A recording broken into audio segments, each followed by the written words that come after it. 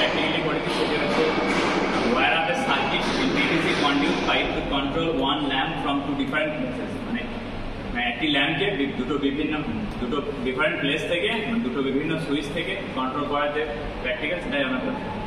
তো আমাদের এই প্র্যাকটিক্যালের জন্য ইউজ হচ্ছে conduit, PVC conduit pipe, 90 degree elbow pipe এবং ডি কন্ডুইট পাইপ। তো এখানে আমরা ইউজ করেছি 2A সুইচ। আপনারা দেখতে পাচ্ছেন যে আমরা 3টে করেছি এবং এই 3টাতে প্রত্যেকে অংশগ্রহণ করেছে। আমরা 2A সুইচ ইউজ করেছি এবং বাল্ব আমরা ইউজ করেছি এবং হোল্ডার ইউজ করেছি।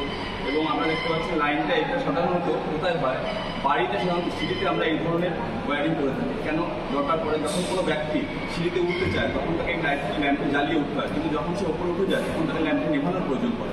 অর্থাৎ আমরা দেখাবো, সবাই এখানে অংশগ্রহণ করবে এবং দেখাবো যে কীভাবে আমরা একটি ল্যাম্পকে দুটি ডিফারেন্ট সুইচ থেকে কন্ট্রোল করতে পারি।